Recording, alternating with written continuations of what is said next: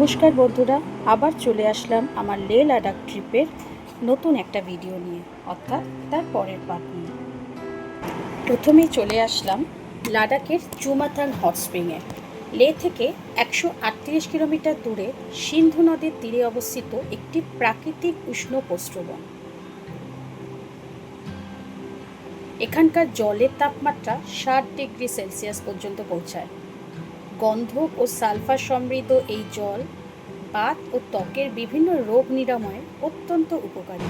Hot spring দেখে আমরা বেরিয়ে পড়লাম হানলের উদ্দেশ্যে। এটির মাঝে সোমোরিরি হ্রদও রয়েছে, যেটা আপনাদের সঙ্গে আমি একটু পরেই শেয়ার করব।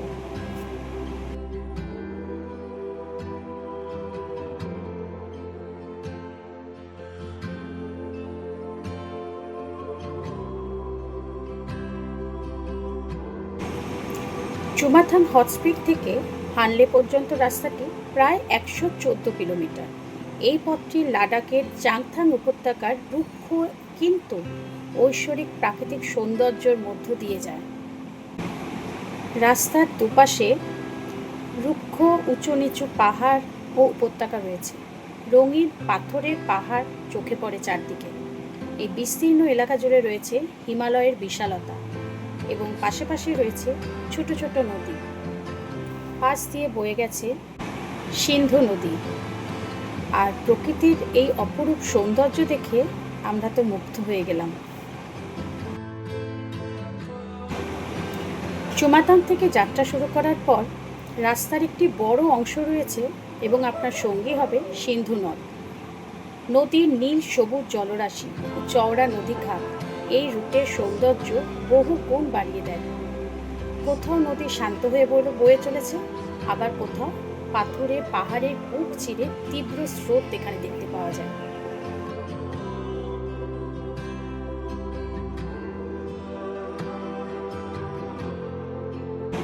চুমাথাং পেরিয়ে মাহে ব্রিজ পার হওয়ার পর লাদাখের চ্যাংথাং অঞ্চলের আসল রূপ প্রকাশ পায়। এখানকার ল্যান্ডস্কেপ হঠাৎ করেই বদলে গেছে এক বিশাল উন্মুক্ত জনহীন মালভূমিতে। দিগন্ত বিস্তৃত ধূসর বাদামি রঙের পাহাড় এবং তার যেন মনে হচ্ছে ক্যানভাসে কেউ এঁকে দিয়েছে সেটা, এবং মাথার ওপরে রয়েছে ঘন নীল আকাশ, যা আপনাকে এক অন্য জগতে নিয়ে যাবে। আমাদের ডেস্টিনেশন এখন হানলে হলেও মনে হচ্ছে এই রাস্তাতেই হারিয়ে যায়। হানলে ঢোকার মুখে পড়বে সবুজ উপত্যকা, বিশাল সমতল উপত্যকা, যা আপনাকে মুগ্ধ করবে এবং দূষণহীন সৌন্দর্য।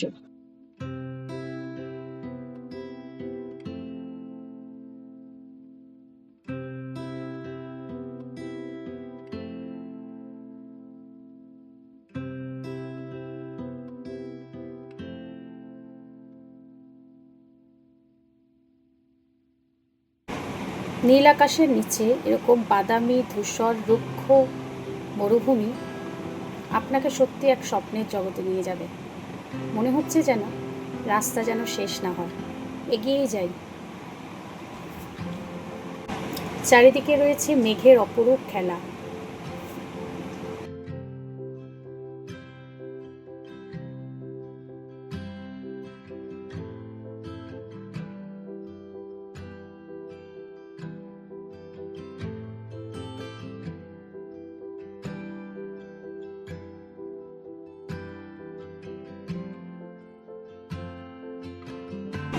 হানলে একটা ছোট গ্রাম। ঢুকে পড়লাম এবার আমরা হানলেতে। রাস্তার পাশে যে ঘাসভূমিতে দলবদ্ধভাবে ছুটে বেড়াতে দেখবেন তিব্বতী বুনো গাধা, যাকে কিয়ং বলা হয়। পৌঁছে গেলাম আমরা হানলে। এটা হচ্ছে আমাদের হানলের হোমস্টে সাম্বালা। হানলেতে এমন কিছু দিনের বেলা আপনি লক্ষ্য করতে পারবেন না। হানলের মেন অ্যাট্রাকশান হচ্ছে রাতে এখানে আকাশ এতটাই পরিষ্কার থাকে যে খালি চোখে ছায়াপথ বা মিল্কি ওয়ে পরিষ্কার দেখা যায়, যা প্রকৃতি প্রেমীদের জন্য এক স্বর্গ। পরের দিন সকালে আমরা বেরিয়ে পড়লাম সোমোরিরি লেকের উদ্দেশ্যে। সোমোরিরি হ্রদ ভারতের লাদাখের চ্যাংথাং মালভূমিতে অবস্থিত একটি অলৌকিক অত্যন্ত পবিত্র পাহাড়ি হ্রদ।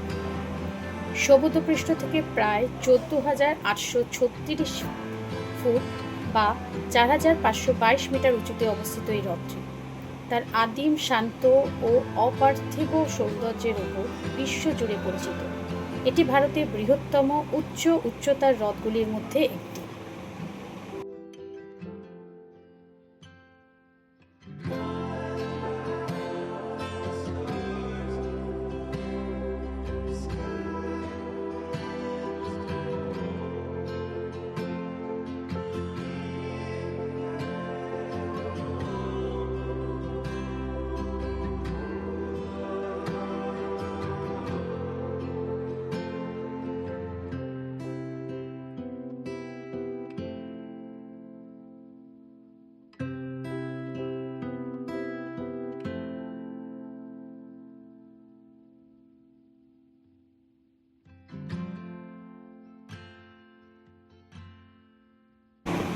সোমরেরি হ্রদের প্রধান আকর্ষণ হল এর জলের রং।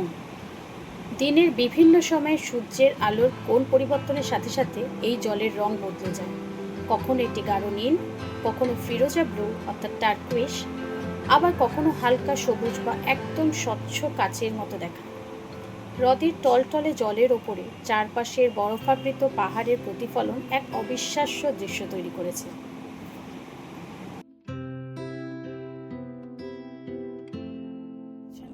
চোখ দেখা যাচ্ছে সব ঢাকা।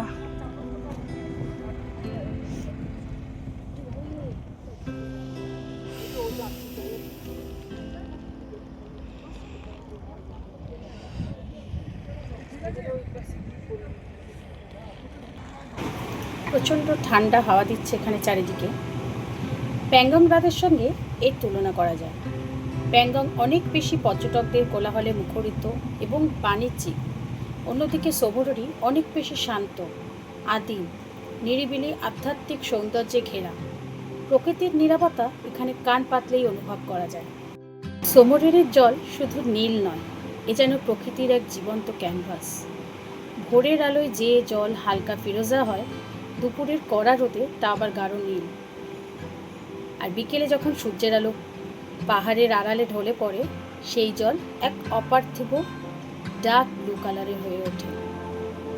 এত উঁচুতে এই হ্রদের জল এতটাই স্বচ্ছ যে মাথার ওপরের মেঘমুক্ত ঘন নীল আকাশ যেন নিজেই এসে লুটিয়ে পড়েছে। এখানে রয়েছে এক অদ্ভুত নীরবতা। নিস্তব্ধতার মাঝে সোমরেরির শান্ত স্ফটিক স্বচ্ছ নীল জল, ছোট ছোট ঢেউ যখন এসে পাথরের তীরে আছড়ে পড়ে, সে মৃদু শব্দ মনের সমস্ত ক্লান্তি মুছে দেয়।